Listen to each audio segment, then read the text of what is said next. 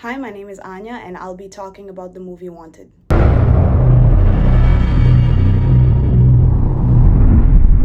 The movie Wanted was released in 2008 and is an action-packed film with the combination of intense cinematography with the bold use of production design to draw the audience into a world that is exciting and nearly surreal.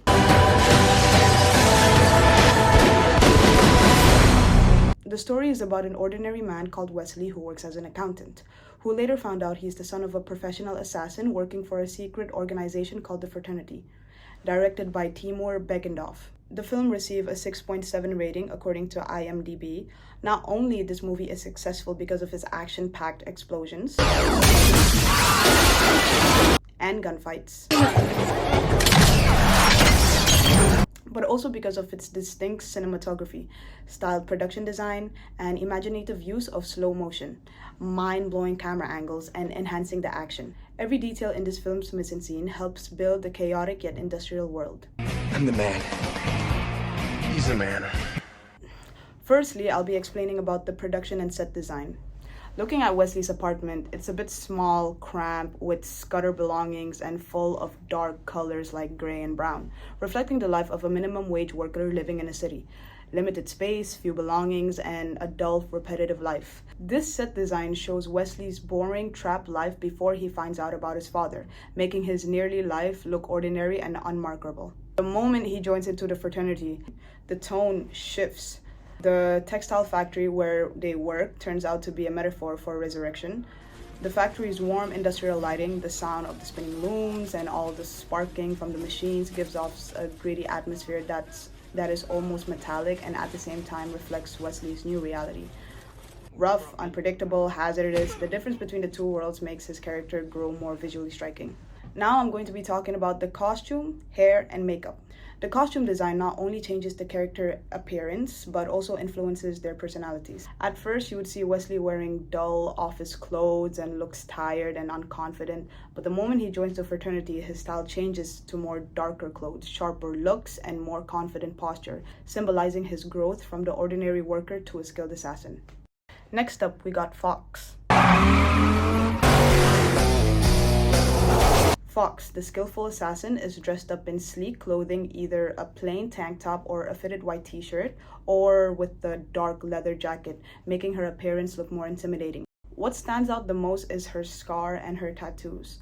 The scar on her neck represents her painful past and the physical cost of her violent life, while her tattoos acts as a symbol of strength and individuality, almost like an emotional armor. Next up, we have Sloan, the fraternity leader. I thought he'd be taller. You always see him in a suit to show his authority, control, and professionalism. Unlike the other assassins, who wears practical or casual outfits for action, his suits highlights that he is the leader, someone who composes, manipulative, and above the physical work, emphasizing his power and status within the fraternity. Now let's talk about the props used throughout the film. First prop, we have the anxiety pills.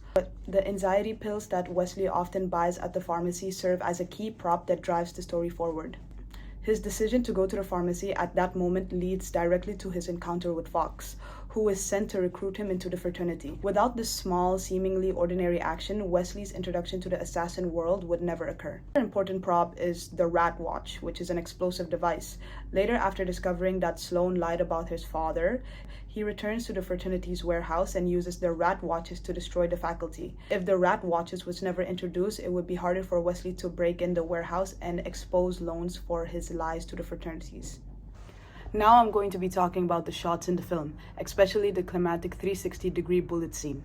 Wesley confronts Sloan and exposes the fraternity's corruptions. The camera follows the curved bullet in one long continuous take, shifting between medium shots, wide shots, and extreme close-ups. This allows the audience to understand the space and the arrangement of the assassins and the path of the bullet, making the action both thrilling and visually clear.